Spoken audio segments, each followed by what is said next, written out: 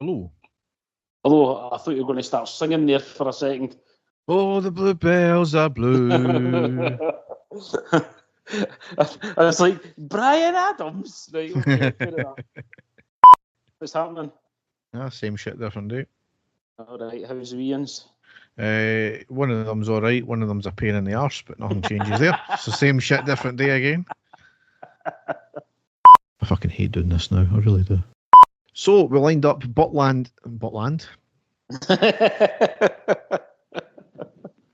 That's some holiday destination. Yeah, a lot of arseholes. And the stadium erupts in red, white and blue. You've never seen anything like it. Let's go.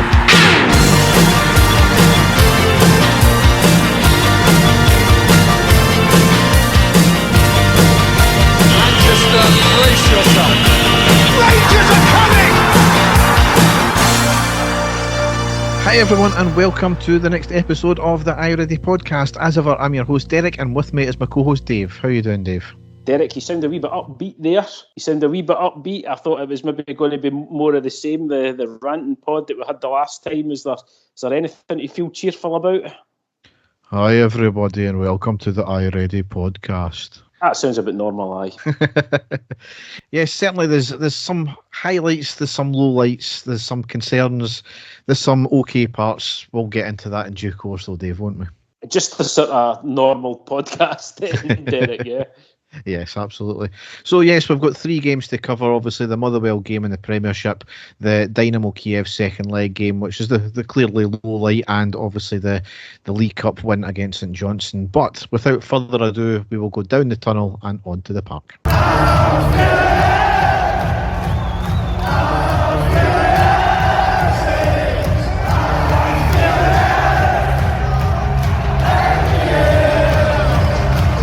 So before we go into the games as such, we've still got the transfer window open, but Dave, really nothing's happened since the last podcast. No, I think we were all hoping that there was going to be some ins and some outs, weren't we? Certainly going by what the manager has been saying. I think he was hoping and expecting for there to be some movement, players leaving as well as players coming in, but nothing has materialised as far. No, I mean, he has intimated that, players need to move on before we get any more signings in, and he's kind of had a wee bit of a go. I don't know if it was kind of at the board to try and get a move on, which is what a director of football would have been doing by now if we actually had one, or is it a dig at the players just to say, well, go and get your agents to find yourself another club. You've been told that you're not part of the plans, yet you're still here. What are you doing? So, yeah, that's a concern, that one, considering there's less than 2 weeks left of the window. In terms of outgoings, though, Cifuentes has went to Aris on loan for the season with an option. Unfortunately, it's not an obligation to buy, which was initially reported. We've obviously got Hadji as well. It's a really strange one, this. He's apparently wants to stay. Obviously, his agent was touting him for leaving, but that's what agents do because they don't get money unless players move on into different clubs. But it's been reported, and I don't know how true this is, that he's got a clause in his contract to say that if he played X amount of games, we're due the club we bought him from more money. Now, whether that's true, I don't know. It used to be the case that's a clause that could be put in. If you remember, Michael Ball, a good few years ago, had the same clause in, and he ended up having to pay himself out of that because we couldn't afford it. Obviously, there was rumours that Cantwell was back in training with the first team as well. That was completely rubbished as well. As I said, are we actively trying to sell these players with the lack of a director of football? I don't know who's taking on that. Is it Coppin that's taking on that along with Clement? Are the players' agents being told, get your player another club? But we don't know, Dave. That's one of the very many things at the club that's gone wrong just now. Yeah, those 2 players that you mentioned, it was quite strange to see that Hadji has been playing for the Rangers B team in the last few games, but absolutely no signs of Cantwell over the last few weeks. So we can only hope. I mean, we know that the 2 of them are very good players on their day. They're excellent players. Cantwell has shown more than once that he can be a match winner for us.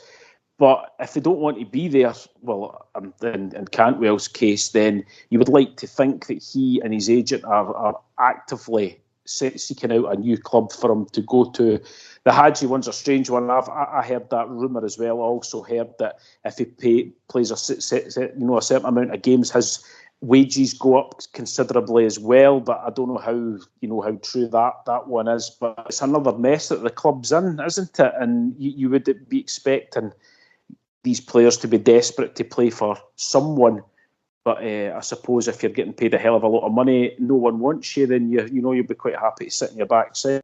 But I just think it's strange that Hadji is out there and he's playing for the B team and he's got himself in the window, but no signs of Cantwell at all.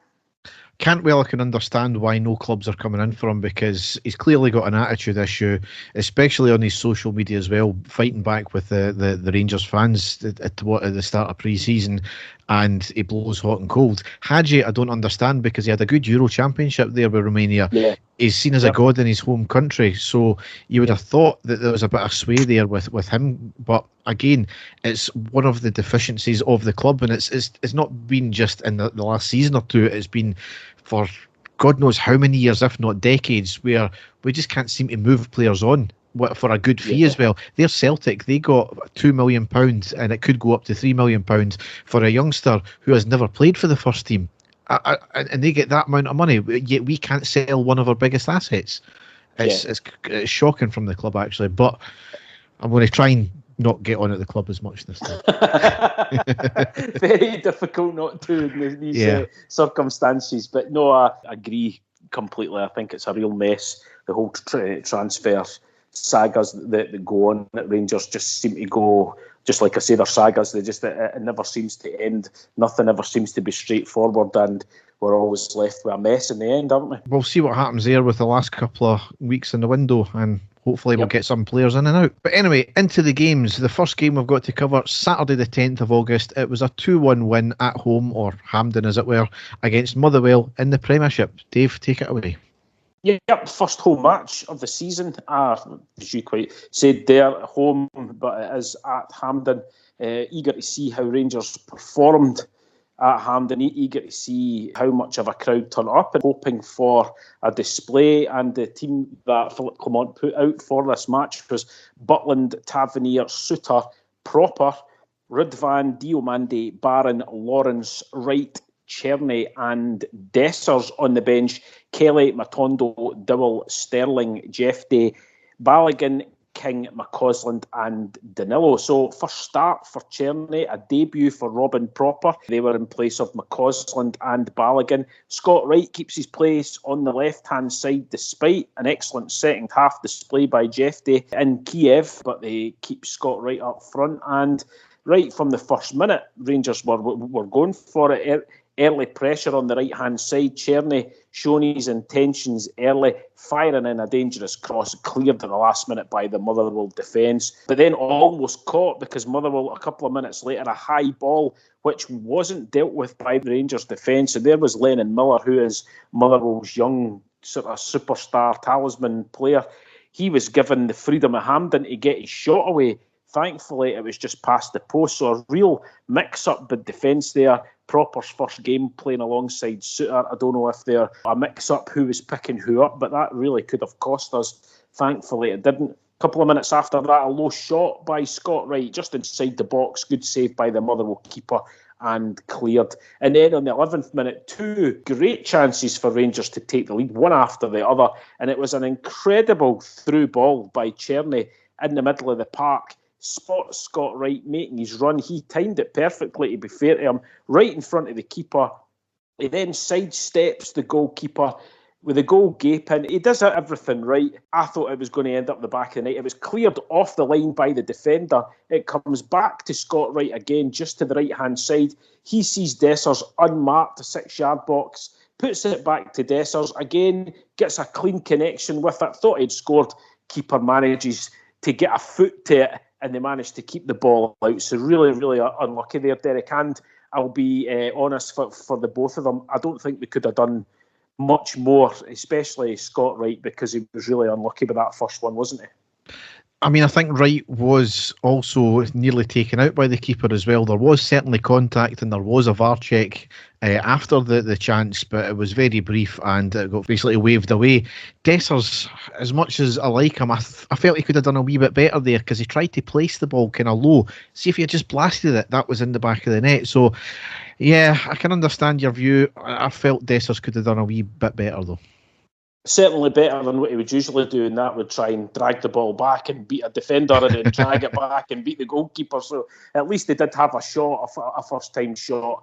Wasn't to be. But we only had to wait 2 minutes later for Rangers to open the scoring, and it was Rudvan who dinks the ball into the box of the left-hand side, a great cross, and it was Diomande at the back post. He heads it back across the face of the goal. I think it was going to head in. Thankfully, Dessers was there just to bundle it across the line. He was in with the defenders, doing the dirty work. He doesn't actually do a lot of that, Dessers. These sort of real poachers just get anything on it to make sure it goes over.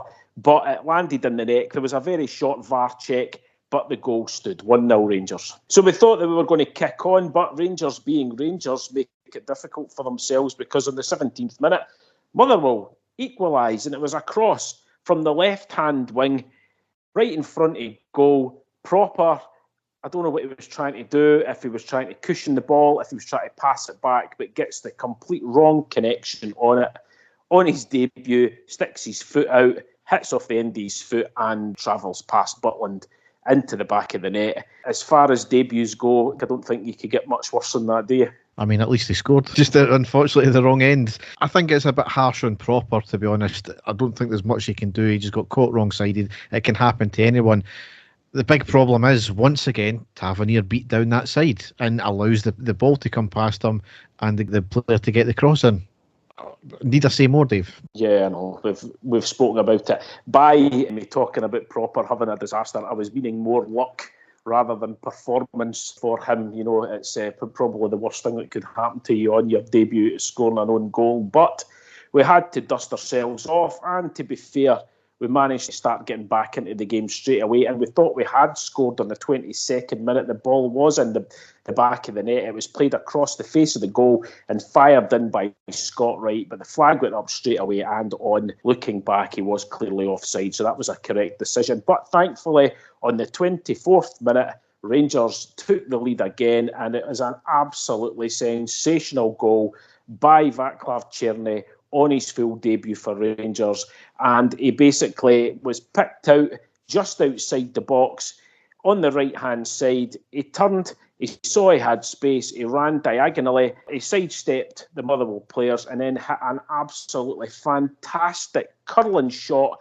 past the goalkeeper just inside the left-hand post. Sensational goal. A cracker, really is. And we've seen, obviously, a very brief part of him in the first few games, but I'm liking what I'm seeing so far. Yeah, he's got a fantastic left foot. Just strange to see a right winger who is predominantly left-footed. It's quite strange, but, you know, it shows you that he is a major threat for us coming in for that right wing, whether it's crosses he's putting in or having a shot. So, fantastic goal. So, 30th minute, free kick to Rangers on the edge of the box. Tav steps up, hits a shot, it's on target. Motherwell keeper pulls off a good save. It wasn't a spectacular save, but he put it past the post. So, you know, a half chance there for Rangers. At least they got it on target. 38th minute, Motherwell put the ball on the right wing. Proper and Suter going for the same ball. So, again, communication, I'll let them off because it's their first game playing alongside each other. Suter managed to clear just at the last second, or it could have been real trouble for Rangers at that stage. But as I say, thankfully managed to get that away. 40th minute, Tav with the first half decent cross into the box to Dessers. He headers it, but high and over the bar. I think he could have done better with that. And then about 5 minutes into added time at the end of the half, a corner to Rangers. It finds its way low to John Suter at the back post. He shoots, it deflects off the Motherwell defender out for another corner. Unlucky there because he hit it first time as soon as it dropped. It was a good shot for a defender to get away, but it wasn't to be, and the corner came to nothing. So that was the first half. Kick comes to an end, winning 2-1. We were expecting to push on in the second half, but as we've seen time and time again, it just performance wasn't there. Into the second half, 47 minutes, early chance for Rangers. Czerny with the ball on the right-hand side of the box. He puts in a good cross to the back post. Lawrence, who had been anonymous all of the first half, he shoots again on the volley or a half volley. It's blocked. It comes back to Czerny. He hits it on the volley, but just past the post. Unlucky with that one there. But as I say, Lawrence in the first half, I think I could count maybe the amount of times that he was involved in any serious attacking play on one hand. Really, really quiet game for him. And he was subbed on the 57th minute, and it was Sterling who came on. Czerny came off to a massive round of applause by the supporters. He'd been excellent. McCausland came on, and that was when the play really sort of slowed down. 66 minutes, there was a ball through to Dessers at the edge of the box. He gets the better of the defender. Shoots just with the keeper to beat. It was in the edge of the box, but blasts it well over the bar, expecting a lot more from Dessers there. And then a great chance from a corner. Sterling, right in front of goal, gets a clear header, but again, heads it way over the bar. You've really got to be scoring chances like that. But we had a let-off in the 70th minute, an incredible save by Butland to keep Rangers still in front in the game as Motherwell fired a shot inside the box. He was down to his left and out for the corner because he really had not much to do, but pulled off a fantastic save. Motherwell really going for it after that. They could sense that they could possibly get something. And I don't know about you, Derek, at that stage, I was saying to myself, we've seen this picture before so many times where we've ran out of ideas in the second half. The other team gets a second wind and they're really putting us under pressure. So I had my doubts at that stage. I don't know about you. When there's only one goal in it, that's always the worry. And that's one of the things that we've been exceptionally bad at over the past couple of years, is not killing teams off. Yep. Again, we made another sub in the 73rd minute. I don't know if it was just the manager trying to take the sting out of the game because Motherwell were having a lot of the ball. It was right off, Matondo on, and Proper off and Balogun on. So I don't know if the manager had maybe seen that we were struggling in the air with the crosses that were coming in, but Balogun on,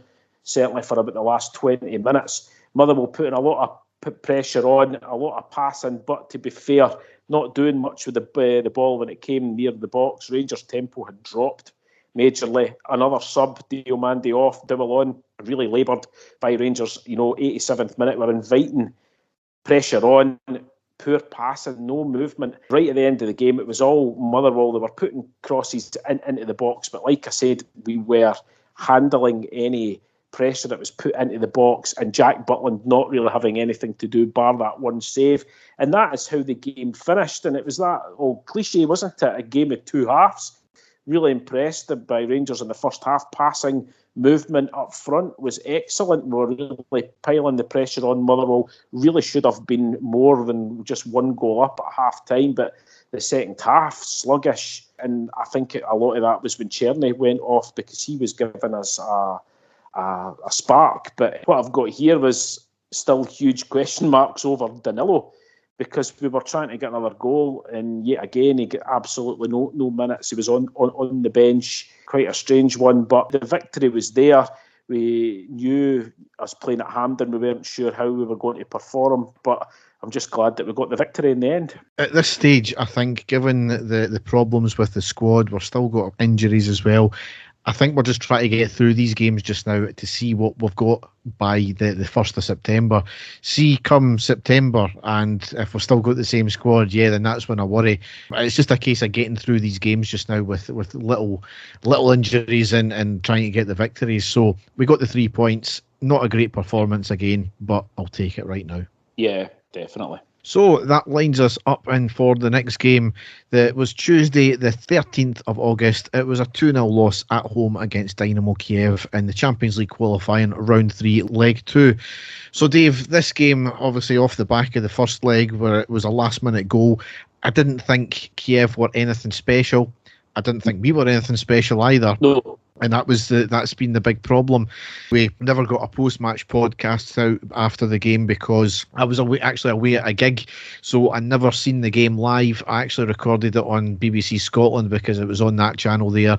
I made sure I turned all my phone off, and I watched the game on the way back as well. So by the time I'd finished the watching the game, it was like nearly 1 o'clock. I wasn't doing a podcast there, but I knew as soon as I'd got in the door it hadn't gone to extra time, because the recorder had already been a certain amount of time. So I was trying to time coming home so that if it did go into extra time, I wasn't going to walk in the middle of it. But as it turned out, Dave, I knew when the goal had scored, that was it. We were not getting through. And as the game transpired, there is reasons for that. So we lined up Butland, Ridvan, Proper, Suter, Tavernier, Barron, Diamande, Jeffrey, Lawrence, McCausland and Dessers. On the subs bench we had Davis, Fraser, Sterling, Kelly, Matondo, McKinnon, Dill, Danilo, Rice, King, Wright and Cherney. So a bit disappointed Cherney wasn't starting there. Strange explanation by Clement as well when he was questioned about it. He says it was down to his medical staff who advised him not to play from the start, and said that, or they said that it would only last 45 minutes. So he took the decision to give him the second 45 minutes, which I found quite strange. I would have thought that you were trying to sort of, get something in the first half and possibly defend rather than chasing a goal if need be. Or what would have happened if we'd have gone to extra time and penalties? Was he going to play 45 plus an extra half an hour? Yeah, which I found that very, very strange that he's taking his lineup advice from the medical team like that. But we're not the manager, Derek. But a puzzling one, but it would have been one that would have definitely started for me, considering how well he played against Motherwell. Yep. So in the second minute, there was a good cross from the right from Lawrence. He couldn't quite find his man, but it was a dangerous ball anyway. On the 9th minute, Kyiv beat us easily on the left-hand side. We were slow at getting back, and it allows their attacker to get into the box and put a dangerous cross in, across goal. Fortunately, it evades the attackers this time as well. Yep. 20th minute, Diamande fouled on the left but played on, passed to the middle, then to Tavernier on the right. A good cross to the back post and Jeffrey jumps but couldn't quite direct it goal bound. 22nd minute, a Tavernier free kick on the right, knocked away to Jeffrey, who has a shot from distance in a crowded box, and it was skied. 25th minute, Dessers gets the ball on target but had no power. 29th minute, good work getting the ball into the box from the right side twice, and both times nobody could get a shot off, first with Tavernier and then with Lawrence. 34th minute, to round out the half, a quick counter down the left with a nice pass from Jeffrey to Dessers. Dessers holds it up well and plays a lovely ball to the on-running McCausland, who cuts it inside, gets a shot off and gets a save from the keeper, who spilled it and knocked it away. So first half ended like that. I wasn't too disappointed with that. We were still well within the game. I think they were dangerous going forward, but we were mopping everything up. Once again, though, we were not getting things on target often enough. And I mean, I'm like a broken record with that one there. Just shoot when you get the first sight of it. Still trying to walk the ball into the net. Yeah. My big concern for the first half was the fact that their left winger was getting the better of James Tavernier almost every attack. Just like we were playing the ball down the left-hand side to Jeffrey, who I thought had a really good first half and was really dangerous. They were doing the same. So it was quite an even game, I would say. They didn't get too many chances. We did create a couple but couldn't do anything with it. So I think it was pretty even, Stephen, at that stage. But like you, quite content, 0-0 at half-time, hoping that we could come out and get something for the second half. Yeah, I mean, it was a bit cat and mouse in the first half. Neither team really having anything clear cut. Yeah. We started off really positive, getting in their face, and then we dropped off after about 10 minutes. Kyiv settled into it then, and it went back and forward from then. And I've put here too many wasted balls going forward. Again, this is the story of us. However, into the second half, McCausland came off and Cherney came on, and as much as I was glad that Cherney coming on, I was a wee bit disappointed at McCausland going off, because I know people disagree here, but I thought he actually had quite a decent first half. He did, and he provided much needed pace. He always looked to get into space. He was an out ball. It was actually one of the better performances that McCausland's had in a while. So like you, I was quite surprised, but I thought that Jeffrey was playing well. They couldn't have taken him off, so he had to do that. But unlucky, just like you said, for McCausland there. So here comes the 50th minute, the turning point of the game. It was a red card for Jeffrey for a second yellow card offence. Now, the first one he got in the first half is understandable. He was late going in on his foot. He did stamp on the foot, accidentally obviously, of the player, and he got a yellow card there. However, this yellow card, I'm still flabbergasted that it was an absolute joke of a decision. He was jumping up, looking at the ball, and had his arms down by his side, and on the way down, he catches the guy on the face with his arm, which was down by the side. I mean, there was no movement at all, and the referee, quick as a flash, gave him a second yellow card. Now, this is the anomaly of VAR. Had that been a straight red card, VAR could have looked at it. Yeah. However, because it was a yellow card, even though it meant a second yellow card for a red card, VAR cannot look at it. All the players were incredulous about that. Clement was going off his nut about it, as you expect. And to this day, I'm still amazed at it, Dave. And I think going by all the pundits' reactions afterwards as well, the referee made an absolute howler of that one. Completely. Got it completely wrong. All that Jeff Day was guilty of was out-jumping his man, and clearly out-jumping his man as well. It wasn't even, that he was just above his shoulders. He leapt right up, clearly. And then, as you say, and the way down, gravity takes you down, doesn't it? His arms weren't round the guy's throat. They weren't, it just happened. He jumped so high that his hands were naturally there and he's made contact. I don't know what the referee was looking at, what he saw, but it was as clear as day. That I don't even think it was any kind of a foul. Never mind a booking, because it was a clear header and he just went straight up and straight down. And, he got tangled with the defender, and how he came to that conclusion, I've got absolutely no idea. And it has cost us dearly. It really, really has cost us dearly, that one decision. And the fallout after it was completely just what the manager said, but baffling, absolutely baffling. I mean, you said it's cost us dearly. Now, this is where there's two elements to this. Is would we have went on to win the game? Maybe, maybe not. But it put us in a completely disadvantaged, quite obviously we're a man down, it put us in a disadvantaged position. So that's initially cost us this round, if you could take it that one.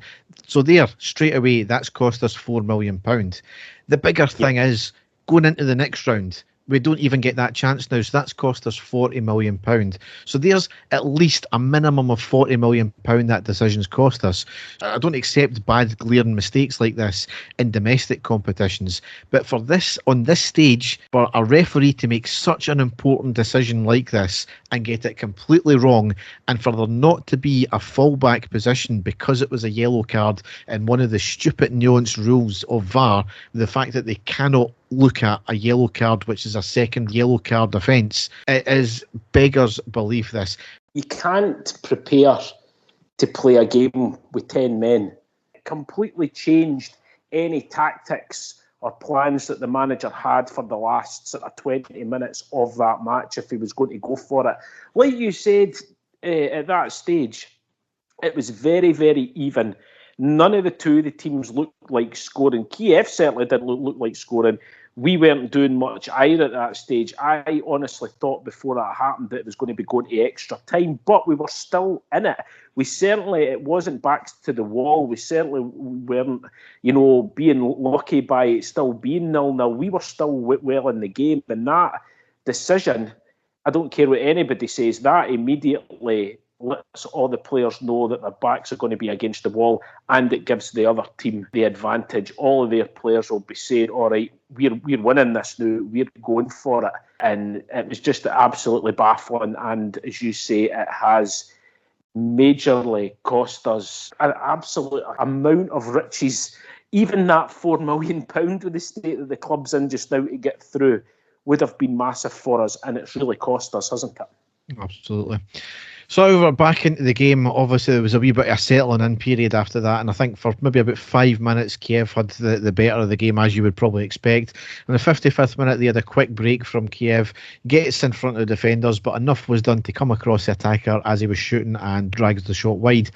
Then we started to get on top at this point. 58th minute, Suter with a big block after sliding in to block a shot that was goal bound. 62nd minute, a good play with Dessers and Diomande trying to set each other up, but they didn't shoot, and that was a big issue that I kind of highlighted on Twitter afterwards, is the fact that why didn't they shoot? That both of them were just trying to look for the perfect angle. It's almost as if they were trying to be too unselfish to each other. Just shoot the ball. 63rd minute, Tierney with a shot from the right side and blocked. 67th minute, Diomande off and Sterling on. 73rd minute, Tierney with a shot, appears to come off the arm of the defender. There was no checks, it was at close range. There then was another shot by us from Ridvan and it was blocked by the defender. In that motion, and this is the kind of the luck we're carrying just now, in that motion to shoot, Ridvan must have done something to his thigh. He's overextended himself and he went down straight away. And on the 77th minute, he was stretchered off and Davis came on. I mean, Dave, I am crying out for players to shoot. We finally get a player shooting and he bloody injures himself badly by the look of it. There you go. That's the reason. They're obviously terrified that they're going to get injured by shooting. Do you know what I mean? It's no laughing matter because, quite rightly, as you said, we were sort of holding our own there. And this was like the double blow for us. We were just starting to get solid again. And then this is our luck. Ridvan going off, the whole shape of the team completely changed after that because he was having some joy down that left wing until then. And Davis coming on for him, who is a centre half, who isn't playing particularly well for us. It's no ideal replacement, is it? No. And I think ultimately that is what killed the game off. And lo and behold, 5 minutes later, Kyiv went and scored. It was cleared on the right-hand side, knocked to the edge of the box on the right-hand side. The attacker cuts in twice and has a great shot into the near post past Butland.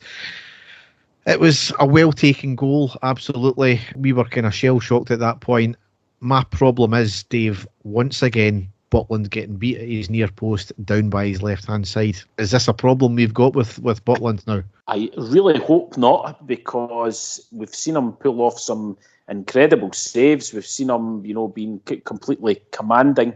Like you, when I seen it go in, I thought he could have done better. I don't know if he's maybe been caught, he's maybe not seen the ball at the last minute or not, but it was, by his standards, it was a poor goal. It was a good finish, but by his standards, you'd maybe be expecting him to get something on that.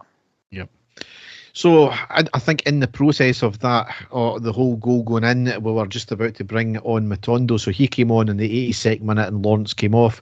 And in the 83rd minute, Kyiv went 2-0 up. It was a long ball over the top of the defence on the left side. Tav goes out to meet it. We know what was going to happen here. The ball was knocked over him. It was a 1-2 and a cut back on the left-hand side and shot into the net. So just, once again, long ball over the top. Tavernier nowhere and a simple as you like goal. Yeah. We were throwing things forward at that, even just in that very brief point there, and we lost out 2-0, 1-0. It really makes no difference to me at that point. The game was done at 1-0, I think, because as soon as that first goal went in, I knew from basically how long my recording had left, I knew we weren't coming back from that. So very disappointing, as you say. They were going for it when it was 1-0, but I think we all knew that there wasn't going, just by the way that things had happened for us, that it just wasn't going to be our night. And you summed it up perfectly just a minute ago. It was just our luck with the whole thing that happened with Ridvan. Quite incredible, and another exceptionally disappointing evening. But I'm really, and I hate saying this, that I'm blaming the referee, but the referee really spoiled that result and match for us, because, like I say, I thought just before then that the game could have went to extra time because there was nothing in it, and the referees denied us that with that absolutely ridiculous decision that he made. Yep. Just to round out the game, on the 95th minute, Butland nearly had an absolute howler where he tries to clear the ball, hits it off Suter, and the Kyiv player nipped in and the shot comes out, but Butland pulled out a good save to put it out for the corner. So concentration again there from Butland. I know the game was over, we had minutes left, even if that, seconds left even, but it could have been an embarrassment, that one there. So, but yeah, out of the Champions League, we dropped straight into pot 1 of the Europa League. However, it really means nothing because it's a new format this season as well, because it's just one big league of 36 teams, I think it is, or 32 teams. The top 8 automatically go through, and the next 16 teams have a playoff to see who wins that, and then they go through to the last 16. There's 4 home games, there's 4 away games. That's all different teams were playing as well. So yeah, it's just UEFA trying to fanny about with something that actually didn't need fannying about with, Dave, isn't it? I know. we did have great success over the last few years with the way that the setup was before, but it's going to be more games. It's going to be tough. Like you said a short time ago, if there's no any more players brought in, we just don't have the squad to deal with playing games on a Thursday. As we need something to happen quickly. We need more players in, or it's going to be a disastrous European campaign. And the last few seasons, we've looked forward to playing in the Europa League because we've done well in it. But the way things are going just now, I've not got much hope for that either. No, but we'll deal with that when it comes anyway. Yeah. So the last game we've got to cover, Saturday the 17th of August, it was a 2-0 win at home against St Johnstone in the League Cup. So I have no notes for this because I was watching the game in the pub when I had a night out afterwards as well. However, just before you get into it, Dave, want to obviously talk about the Ultras and the issues before the game, because obviously one of them, or a bunch of them, tried to steal a drum off the fans liaison officer for St Johnstone, who is a 51-year-old woman, and she was knocked down and hurt in that process as well. There's been at least one arrest. A 22-year-old man has been charged with it and up in court today, I think, and Rangers have apparently banned 4 fans indefinitely from it as well. I don't mind the whole stealing the drum thing and try to steal the flags thing. It's completely childish. It's a bit of one-upmanship. As long as nothing happens, there's no violence or anything like that. But see, when you're getting into the stage of middle-aged women getting assaulted effectively and getting hurt in the process of this, you're having police having to charge in because there was a bit of a rammy as well. There is absolutely no place for it whatsoever. And I know some people were trying to get the moral high ground. This Rangers fans should be ashamed of this. No, like every club, this is a minority of idiots that are causing problems. I don't want these idiots at the club, and I don't think anybody wants these idiots at the club. They are embarrassment to themselves. And yes, and this is what you do get. You get idiots in the media trying to pin it on Rangers when it's really nothing to do with us. Rangers physically cannot control people's behaviour. That's impossible to do. We've said that before over several issues. But these idiots are causing issues for the club once again. Derek, that's maybe where me and you disagree. You know, me being a real old crabbit bastard, but this whole thing with the one-upmanship, stealing flags, I just think that's a complete utter fucking nonsense. I really do. I think these guys, 22-year-old guy, he's no 12 years old, this guy, he's a grown man, absolute fucking idiot. I don't want him anywhere near the club. This whole, we are fucking harder than yous because we've stole your drum and that's going to put us in a fucking limelight. Absolute fucking nonsense. Get a grip of yourselves. Rangers have done the right thing. Identified the person straight away. 4 people banned. Don't want them anywhere near the club. Thankfully, the woman is recovering. She's all right. But a complete and utter embarrassment for those supporters that were involved in that. Utter embarrassment, and they really need to get a grip of themselves. I've got no time for it whatsoever. No. So, into the game, Dave. Yep. So the team that Philip Clement put out for this now, having to shuffle a depleted squad about and play players who normally, and this is no disrespect to them, shouldn't be getting anywhere near a Rangers first 11, but the manager basically having one hand tied behind his back. I know a lot of people have been giving him grief, Derek, but when you've got to field certain players that really shouldn't be playing, it's hard going, but still managing to get a result, you've really got to take your hats off to the manager for being able to do that, because we played St Johnstone at Hampden, who had nothing to fear. They had an excellent result the week before. They'd scored the 3 goals in the previous match, so they were fancying themselves to go for it. So the team he put out, Butland, Tavernier, Suter, Proper and Jeffrey coming in at left back. Sterling, Dowell, Diomande, Cherny, Matondo and Danilo up front. The first time that we have seen him this season, and he gets a start. So, like I say, Jeffrey at left back, he's in for Ridvan, who we spoke about was injured. Dowell and Sterling in for Barron and Lawrence, and Matondo in for McCausland and Danilo in for Dessers. So both teams in the first sort of 10 minutes having their fair share of the ball.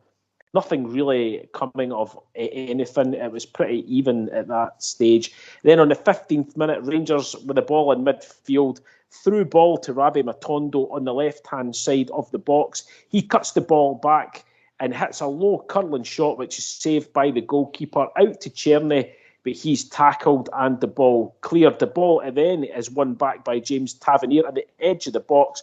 He hits a curling shot just wide of the post. So really, really unlucky there by the Rangers starting to get their foothold on the game. And then for the next sort of 5-10 minutes, it's all Rangers after that, going for it, managing to get the ball out wide. Quality that the final ball was poor at that stage. But then on the 22nd minute, this was a real positive for me, and it was Matondo and Jeffy both on the left-hand side, and Jeffy's ability to overlap Matondo. We saw it time and time again, especially in the first half, and that's what happened. Matondo on the left wing, Jeffy on the overlap, ball played through him to the byline. He cuts the ball back to Danilo. He shoots, should have had it on target. It was wide at the post. It was his first chance, but the flag was up. Jeffy was clearly offside at that stage, but expecting Danilo to hit the target from there, even though he was offside. So maybe put that down to rustiness. I don't know.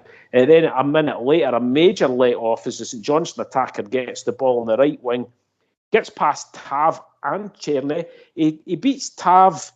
Cherny's there. He doesn't quite know whether he should go back and defend or not. He hesitates. St Johnstone attacker, he gets a strike, heading for goal. Thankfully, it's off John Suter and deflected out for a corner, but poor by both Tav and Cherny.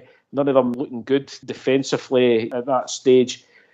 Really poor. 26th minute, though, a great chance for Rangers to take the lead, and almost a carbon copy of the last attack we had, and it was John Suter. He plays a fantastic long ball up to Rabbi Matondo on the wing.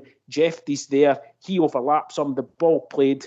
He remains onside, cuts the ball back to Danilo, just in front of the penalty spot. Only the goalkeeper to beat, and shoots over the bar. A glaring chance for Danilo to score, and Rangers take the lead there. It was a poor finish, in my opinion. I mean, this is what I don't get about him starting, is we've been crying out for goals in the previous games. He's on the bench. He doesn't even get 5 minutes at the end. Clement said he needs to manage him, and he's been told he needs to manage his minutes and all that, yet he doesn't even get on. Yet he starts this game, which is on the back of getting put out of one cup competition, and then you literally need to win this game by any means necessary, and he starts him. I don't get that, Dave. I really didn't get him starting this game. Well, he had another chance on the 29th minute, not quite clear cut as that, but again, another one that you'd probably expect a fit striker to do better, and it was Cherny in the middle of the park. He plays a fantastic through ball to Diomande on the edge of the box. He shirks off his man, gets the shot away, the keeper saves it, spills it, it falls straight to Danilo. He's right in front of the goalkeeper. He shoots, basically hits it straight at the keeper, and the ball is cleared. So again, I think he should have done better with that one also, but it is still 0-0 at that chance. And then another huge chance in the 38th minute. The ball played up to Diomande. He stays onside at the edge of the box. He pulls the ball back to Danilo, who then plays in Cherny. He's through on the right-hand side. You're expecting him, after the goal he scored into Motherwell, for that to hit the back of the net. But he goes for power over placement and fires the ball over the bar. Really good movement, and really we should have been scoring at that stage, but it wasn't to be. And then 41st minute, St Johnstone in the counter-attack, ball crossed to the right wing, and then a first-time cross into Sidibe, and who's like their main man at the moment, he hits a shot in the volley out of absolutely nowhere, and it strikes it outside of Jack Butland's left-hand post, and thankfully out for a goal kick. So really dangerous there. But then just before half-time, as if our luck with injuries isn't bad enough, our newest signing, Robin Proper, goes down injured. Looked as if he was, I don't know if he was holding his knee or it was his thigh that he was holding. He tried to play on. It was a couple of minutes before, you could see quite clearly on camera that he was uncomfortable. He went down. He couldn't play on. and just before half-time, he had to go off sub, Derek. So another injury worry for us, and that's by one of our new signings who we can't say hasn't had a pre-season or is fit or anything like that, because he did. But we're just having no luck in the injury front, are we? I mean, I'm just lost for words at this point, Dave. Yeah. So just before half-time, a couple of chances. Diomande chips the ball into the box. Danilo with a decent header just wide of the post. Again, you know, if he was maybe a bit more match sharp, he might have had that in target. A minute later, Matondo, he gets the ball outside the box. He hits a shot. It's deflected out for a corner, but comes to nothing. And then just a few seconds after that, Matondo with a ball on the left. It falls to Czerny. He tries to hit it on the volley. Great save by the goalkeeper, and it's cleared, and the referee blows for half-time. So St Johnstone had a couple of chances, but really it was all Rangers, and poor missed chances, clear-cut chances. We really should have been at least 2-0 up at this stage. But into the second half, and Danilo, he only played the 45 minutes, and Cyril Dessers came on. And Derek, credit where credit's due. This is where the game changed for me. I think that Dessers completely changed the match for us in the second half. 54th minute, Matondo on the edge of the box. He hits a low shot straight at the goalkeeper and cleared. A minute later, Czerny on the right wing to James Tavernier on the overlap. He gives the ball back to Czerny. He gets the ball into the box, sort of sidesteps his man, hits a fantastic curling shot, and it's just inches past the left-hand post. Really unlucky there. I thought that was us taking the lead. But then, controversy, Derek, and this is the one that everybody has been talking about, and it was on the 58th minute, and it's a perfectly played ball from the midfield up to Cyril Dessers at the edge of the box. The defender is with Dessers. The defender goes in to make the tackle. Dessers does really well, keeps a hold of the ball, uses his strength to just get past the defender.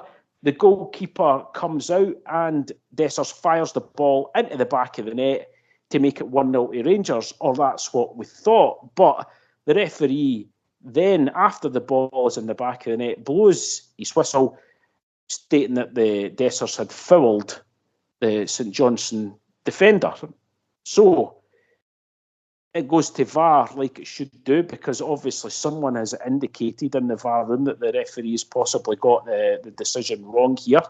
And after a lengthy VAR check, the referee sees that it has got it wrong, and quite rightly awards Rangers the goal and awards Cyril Dessers the goal. But the uproar after it has been incredible, because the St Johnstone players all said that the referee indicated as soon as it happened that it was a free kick. They all say they stopped, which I don't think they did, because the defender was still trying to tackle Dessers as he put the ball into the back of the net. They're saying they were surrounding the referee, going absolutely mental. One of their players gets booked. They were saying that the referee had indicated it, but the referee blew his whistle after the ball had been struck and into the back of the net, and quite rightly, VAR stepped in and Rangers were awarded the goal. That's how I saw it, Derek. How did you see it? I mean, why can we not score a goal without somebody having an issue with it, or the referee fucking up or something? Now, we couldn't hear the commentary in the pub that we were in, so I've watched it back, and even the commentators didn't really know what the hell was happening. And once again, if you're going to have commentators, you know, there, actually make sure they know the rules of the game as well. That might actually might help. Who could you be talking about? Yeah, I wonder. Who could you possibly be talking about? However, the problem is that when you look back at it, the referee did look as if he was signalling for a foul before Dessers hit the ball, but he never blew his whistle. And that's came out tonight. It's since been clarified. The SFA have confirmed there was no whistle blown before the shot had been taken by Dessers. So that rules out anything. If it turns out that if the whistle had been blown before the shot was taken, VAR shouldn't have intervened. However, VAR was correct to intervene because the whistle was blown after the shot was taken. So the referee, I think he's been caught in two minds. He's wanted to give a foul, but he's done the correct thing and allowed the passage of play to continue, and then allowed VAR to pick up any issues that there was. The problem is him getting caught in two minds is he's signalled for a free kick, but he's blew the whistle after. So he's done partially the correct thing there. Some of the players, I think, might have stopped, but they were so far away from it that they wouldn't have interfered with the play anyway. And as you said, the defenders near the ball still tried to get the ball, so they never stopped. Neither did the keeper. And the goalkeeper, Yep. So that is a non-element for me as well. What is the more concerning thing is the fact that the referee thought that was a foul in the first place. Nobody's picked that up yet. I've listened to Heart and Hand. I've listened to some other commentary about it as well. The fact that the referee thought that was a foul in the first place is an absolute disgrace. He was in a good position to see it, and just because the player goes down, he's instantly thought, "Oh, it's down in the box." Why would he go down in the box when he's a defender for a start? Yeah. And it was actually the defender that kicked Dessers to put him on his arse. So it was, if anything, it was a penalty to us if he was going to blow the whistle. But no. So everything was done correctly in terms of the process of it. My issue is that the referee, yes, he shouldn't have kind of went to signal, but it had no impact on the players anyway, the material players anyway. And the fact that he thought it was a foul in the first place, that is the problem with me. But when you've got referees that don't know what to do, then this is what's going to happen. Yep, no, it was. And as I say, the goal stood. Quite rightly, Rangers 1-0, so really pleased at that stage. 62nd minutes, Dowell off, who, again, I can't really remember him having any passage of play where he was strongly involved in that first hour of the game. Really an empty shirt, and I don't like criticising their players like that, but I can see why the manager is having to play, because we've got so many games and the squad is so bare at the moment, but he really didn't do anything. Barron came on, who was excellent after that. 68th minute, corner to Rangers on the left, into the back post. There's Davies, he slides in, hits the ball in the volley, really unlucky. It's cleared on the line by the defender and away. Then a long ball to Matondo, on to Dessers. Great play, back to Matondo on the right in front of goal. He can't connect with it properly and hits a sort of poor, soft shot, and it's saved by the goalkeeper. If he'd have just had maybe half a yard in front of him, that was going to be a certain goal. It would have been a fantastic goal. It was great play with the two attackers there. 83rd minute, Matondo and Cherny both off, McCausland and Fraser on. And Fraser on the left wing on the 86th minute, he plays a great ball to Cyril Dessers in the box, hits his shot but just wide the goal, unlucky there. And then a half chance for Fraser on the 88th minute, he strikes the ball at the edge of the box but hits the defender. It takes any pace out of the ball and straight into the arms of the goalkeeper, unlucky there also. 89th minute, Sterling with a long through ball to McCausland. He shoots at a tight angle, but the keeper manages to get a save and the ball is away. And, 90 minutes coming and going. We thought it was going to stay 1-0 to Rangers. There was 8 minutes added on. But the 92nd minute, a big chance for St Johnstone. The ball into the box. And Dessers back defending, which is a strange one, completely misses the ball. The ball falls to the St Johnstone striker. He's just about to get his shot on. Thankfully, Dessers does enough to put him off and the ball is cleared away to safety, but a bit of a calamitous moment in the defence there. And just as we thought the game was going to finish 1-0, Rangers get the second goal, and it's Ross McCausland. He gets the ball on the right hand on the wing, plays the ball back to Barron. Barron plays the ball up to Cyril Dessers, who tries to, I don't know if he tries to stand on the ball to do a pirouette to beat the defender, but it doesn't work out for him, but it just manages to pass straight to Ross McCausland. He certainly didn't mean it, and McCausland takes the ball in one-on-one with the keeper and has a fantastic wee dink over the goalkeeper and then into the back of the net. A great finish by McCausland. Slightly fortunate for us there. Don't quite know what Dessers was doing, but I'm sure he'll claim the assist, Derek. I'll take it as well for him, but I think it was a great finish by McCausland, though. It was just a nice wee dinked ball past the keeper. It's a very composed finish from him there. Yep, so that was how the game rounded off. Much better second half. The introduction of Dessers and Barron completely changed the game for us. I was very impressed, though, Derek, throughout the game by Jeffrey playing at left back. I thought he had a really, really good game. Defensively, St Johnstone weren't putting him under a lot of pressure, so, still to see how he does defensive-wise, but certainly playing that sort of attacking fullback, I thought he had an excellent game and through to the next round of the Cup. But the only worrying thing for us, like we said, was the injury to Robin Proper. I still haven't seen any updates yet from Rangers to see how bad that was. Philip Clement, after the game, didn't seem too concerned about it when he says he came off, but we just have to hope that it's nothing serious and he's back for the next game. Yeah.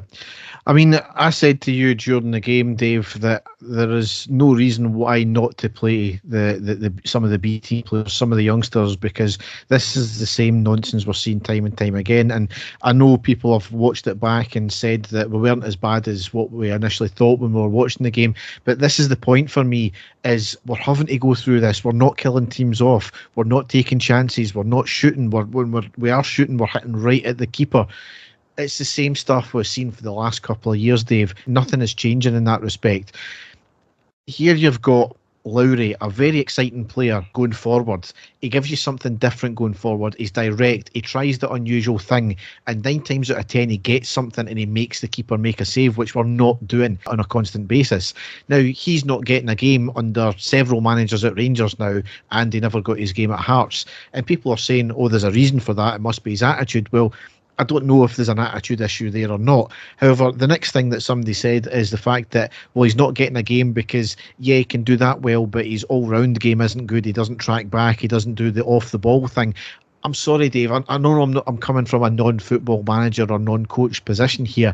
However, if you've got a team that are doing the same time and again, and they're not getting anything, are you not better to just chuck a player in who can do the unusual thing? Yes, the rest of his game might be lacking, but then that's why you've got other players there to back him up, and then you've got him doing the unusual thing going forward. Just like we've had with Tavernier, say, for instance, over the past however many years, where he's been allowed to do the thing that he does best, and that's go forward. And we've used the other players around him to cover his defensive deficiencies, like when Ryan Jack fell back into his position for that. So for me, that should be the thing that we look to do. But again, I'm not a football manager or coach, so maybe I'm talking nonsense, Dave. There's certainly a couple of young players who, when you look at the squad at the moment and the team that the manager is putting out, like I said, Tom Lawrence isn't playing well at all just now, Derek. He really isn't. He's contributing very little to the team. There was Dowell as well. I mean, I really struggle to remember Dowell doing anything really positive in that game. He might have had a couple of passes, but you expect a midfielder to do something throughout a game. You expect a midfielder to be in the thick of things. He really wasn't. And when we've got young talent like, that young boy Bailey Rice in the team, and I know he's had a couple of chances in the first team, but it's times like that you say, surely that young guy could come in and contribute more than what some of these players are doing at the moment. But again, you've got to respect what the manager's doing here. There was certainly a lot of negatives in that game. There was a lot of positives. I am glad that the manager's able to bring in players. It's not costing us, and he's got players that can bring on that can change the game like he did for that. But when we play better teams, it's not going to work like that. We're going to need our best team on from the beginning, and I don't think we've got the squad just now for, if we have got our best 11 playing, that we've got anybody that can change the game for us on the bench like we did there. So I think it's quite worrying. But again, we'll take the victory. We're through in the Cup to the next round, and we'll see what comes of that. It's a potentially tricky game, which I'm sure you're going to get into as well. Yeah.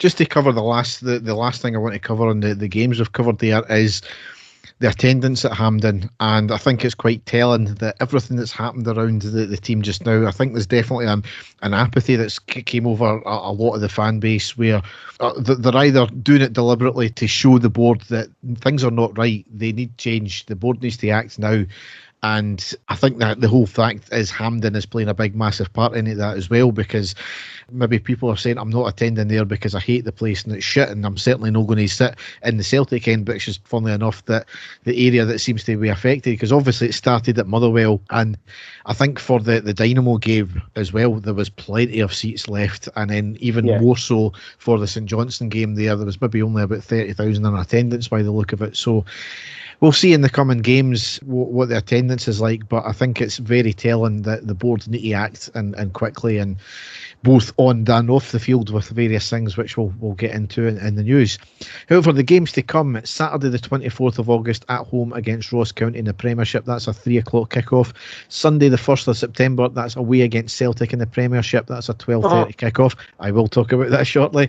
Sunday the 15th of September, that's away against Dundee United in the Premiership, that's a 12 o'clock kickoff. It's either going to be Saturday or Sunday the 21st or 22nd of September, that's at home against Dundee in the League Cup quarter-final. And to round out September, Saturday the 28th of September at home against Hibs in the Premiership, that's a 1500 kickoff as well. So more important games, Dave. Yep, important games. At least we are still fighting on all fronts domestically after that. The manager has got a couple of wins now, like I said, with a depleted squad, so we just have to hope, like we said, that something happens soon so we can add some more quality, or it's going to be very, very tough. Yep. So we'll now go into the news.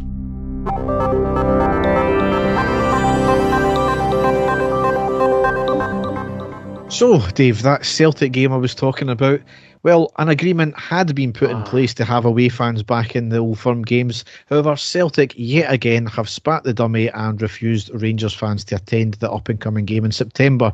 And Rangers have responded in kind, as you would expect. Basically, Celtic claim that given our stadium issues just now, they still haven't received guarantees from Rangers that the work that Rangers were meant to do around safety for the fans getting back in will be complete. It follows on the back of Celtic apparently completing their end of the deal around the away turnstiles. They apparently had to apply for planning permission for this, which took 3 months to come through. See, the weird thing about this, Steve, is they submitted plans apparently for this thing that they were meant to do on the 14th of February. The agreement around fans and the safety work to be carried out wasn't reached until the 29th of March. So somebody's telling a lot of shite. Yes. I wonder who that could be. Yes. Yep. Of course, Celtic fans are blaming us, but the funny thing is, when we asked them, what work do Rangers need to do, when does it actually even require planning permission? Not one of them could answer. No.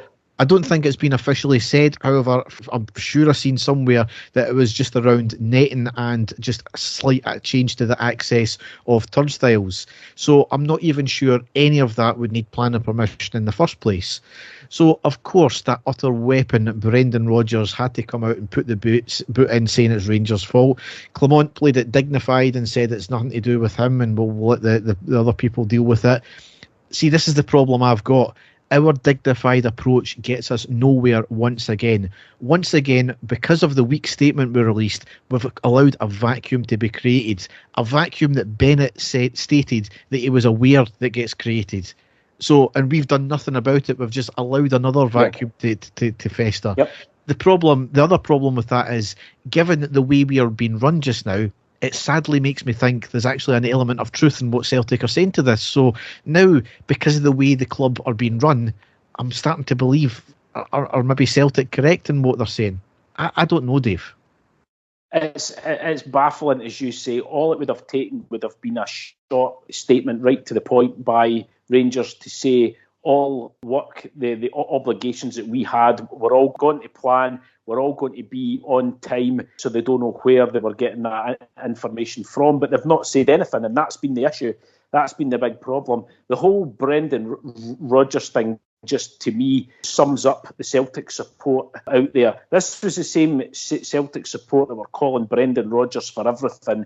He was a Judas. Now all of a sudden, because he comes out and speaks out against the big bad Rangers, he's suddenly a hero to all the Celtic fans and all. It's pathetic. He's played right into the Celtic fans' hands there. by coming out. That's it. That's all he had to do. I'll just come out and I'll criticise Rangers. I'll make it sound quite stern, and then I've got the whole of the support back supporting me and cheering me on. It just shows, the type of fans that they are, that they could fall for something like that. Somebody used to say they've got more faces in the Town Hall clock, because it was Brendan Rodgers was the enemy. It was Brendan Rodgers that they all wanted rid of. It just has to come out and say one thing about Rangers having a go, and he's got the whole support back cheering them on again. It's pathetic. But we've allowed them to do that, Dave. That's the problem. As you said, it could have taken a one line in the statement just to say everything's fine, nothing. But no, we said, right, because of this, we're not getting away fans. We're doing the same. That's all they've said, and it tells us nothing. So does that mean then that there's an element of truth to what Celtic are saying? If it's got people like me, Dave, who I'm fairly mild-mannered when it comes to things like the board, and I can have an appreciation for certain things about, I don't fly off the handle like some of our fans do at the least wee thing. However, when it's time and time again, and when there's so obvious goals you could score with this one here, they don't do it. And I don't know if it's because it's not in their nature. It's trying to keep into the tradition of, Rangers being dignified about things. If they haven't learned anything from 2012, we're in a dogfight. We always will be in a dogfight with them, and we need to get down and dirty sometimes, and that's been the problem. We've been too placating to certain elements for too long now. This bridge building works to an extent, and then when you continually get taken advantage of like this, that's when it's the downfall. But anyway, the SPFL have been absolutely toothless once again. They've sat down with both clubs and allowed this to happen. Basically, bearing in mind, this was Celtic's decision not to allow fans in their stadium. Bearing in mind, their game's 2 weeks away. Our game's nearly 5 months away. So there's plenty of time to do any work in that case. They're probably talking about planning permission, but I don't care about that right now. It's 5 months away. Anyway, SPFL have allowed no fans to go into the first two fixtures, and then for the last two, fans will be in. But we all know Celtic are going to make up something else, and no fans will be in. We know their end game. They want 8,000 fans in or nothing. See if that's their case. Rangers just say nothing then. So we'll see what happens, Dave. It's another shit show by the board. And like we've both said, a short statement clarifying everything is all we were looking for, but nothing has been said. And again, it's been made to look as if it is fully our fault, and it could easily have been avoided if the board had acted on it straight away. Next thing here, the steel has arrived. The steel has arrived. Oh, I know. The saga continues again. Yeah, so the shipment 2 arrived early last week, I think, and the shipment 3, which Bennett was on about, arrived as well, I think, today or yesterday. So we'll see how quickly the work can get done now. I've seen a picture, I think it's been floating about social media yesterday, that at least half the actual stands been put in with steel now. So this is the last wee bit. It's about getting the levels right and pitch sorted and seats back in, so we'll see how long it takes them anyway. Well, I think the cup game against Dundee was scheduled for Hampden as well, so we're talking, maybe just after that we might get back in, so we'll see what happens there. Anyway, obviously we've got a big problem with the European games coming up, with the fact that we need to start the games, I think, in Ibrox. Otherwise, if we start the first one in Hampden, we need to continue with Hampden, which isn't going to be the best, is it?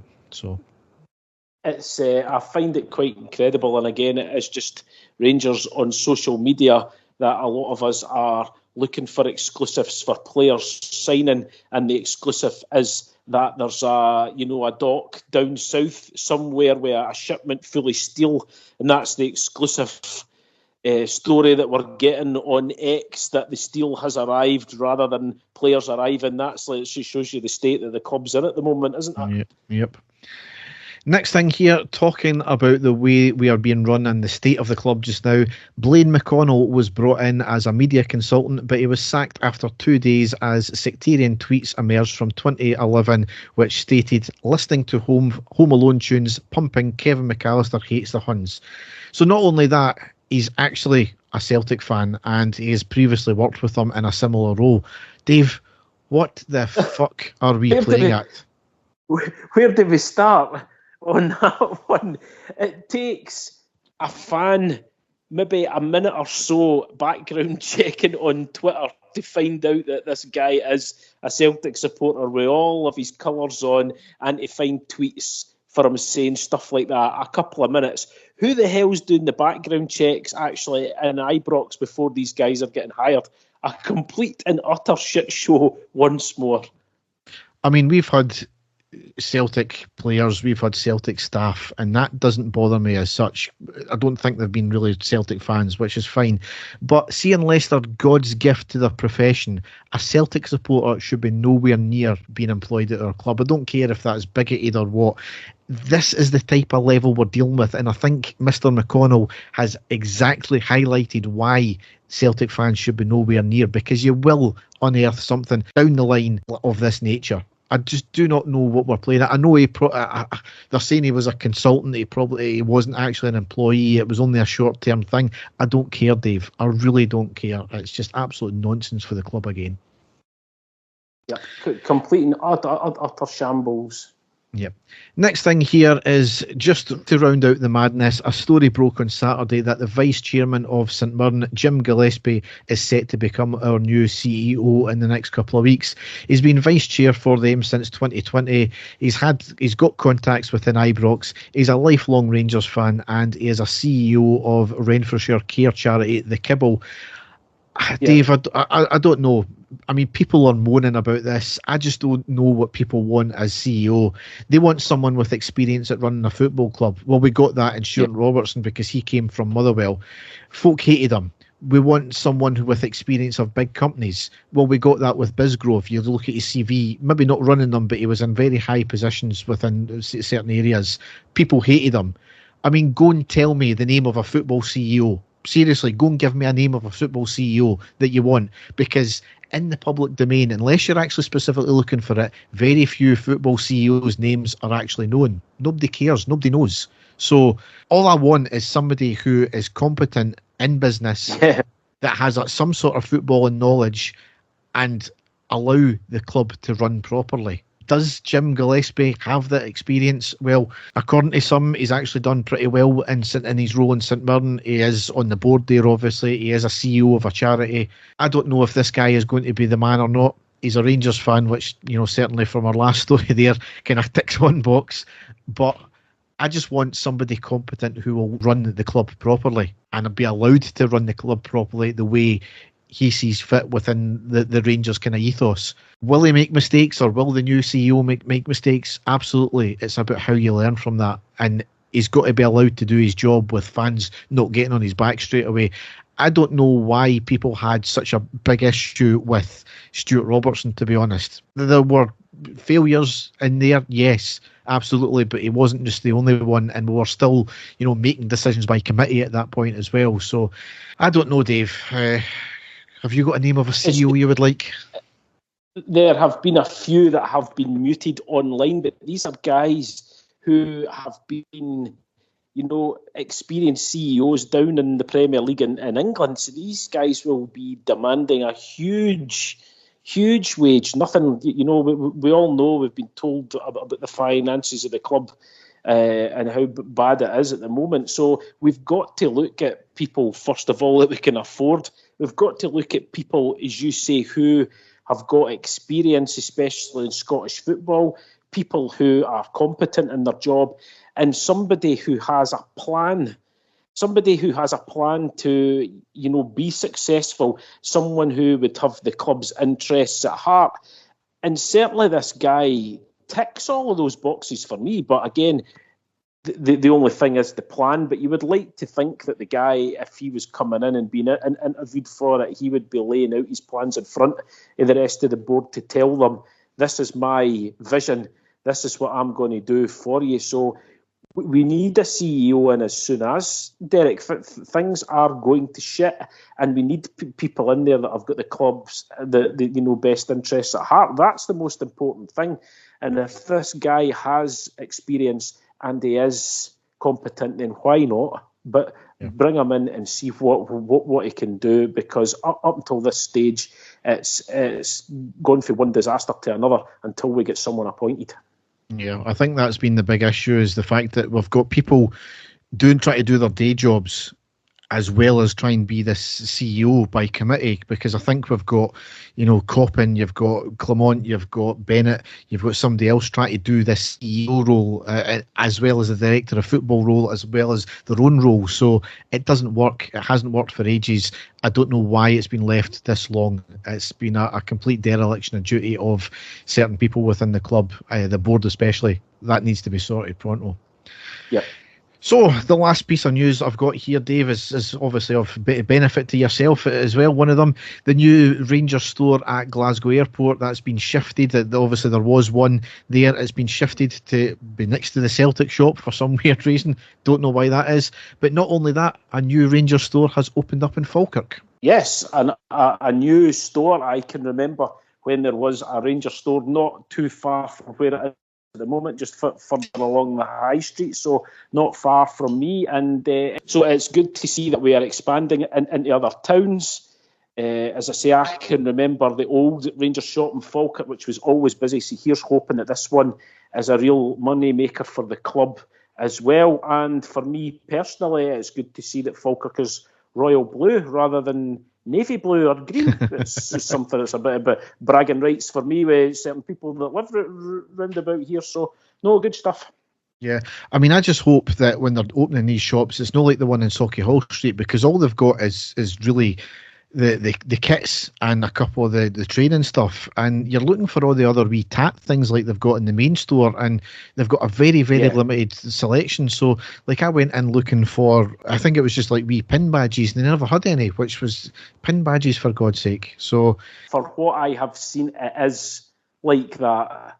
It is mostly the kits and the training stuff that they've got in at the moment, but here's hoping if there is a demand for other merchandise and gifts and stuff like that, then that will expand also. But at this moment in time, it looks to be the sort of basic Rangers kits, just like the stuff you would get in the pop-up shops outside the stadium, outside Hampden and that at the moment. So hopefully that will change.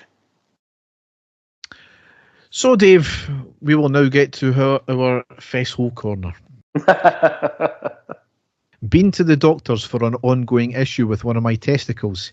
He asked if he could re-examine me and drop my trousers and hop on the bed. When I got up, I realised I'd left a skid mark on the paper towel covering the bed. I think I'm cured now.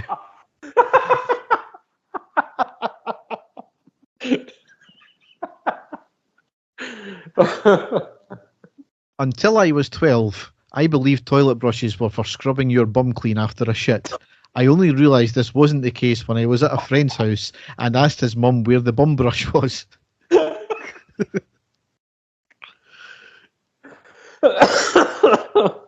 No. Just had a new kitchen fitted. They raised the base units by approximately 2 inches. I can no longer piss in the sink. Disgusting. Wife left me some leftover lasagna to eat while she went out with her girlfriends for the evening. I really fancied a curry but didn't want her to know, so I chucked the lasagna in the outside bin and went for a curry. Got food poisoning. She thinks it's her lasagna that done it. And to round it out, this one here. My husband talks to the actresses while he's watching porn, and it's the most cringe thing ever. Just shut up and wank, Dave. Thanks very much.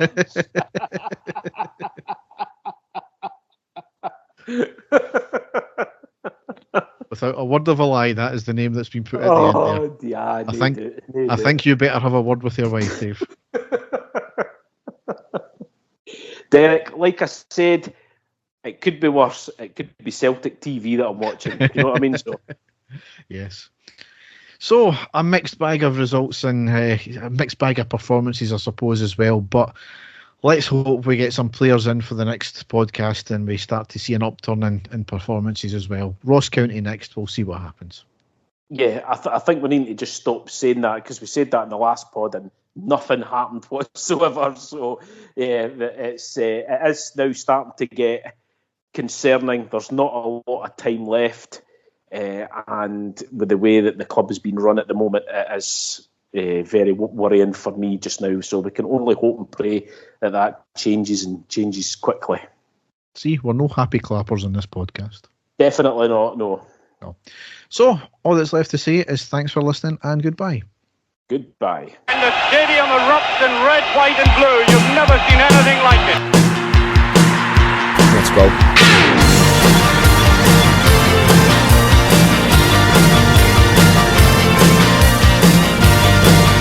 Manchester, brace yourself.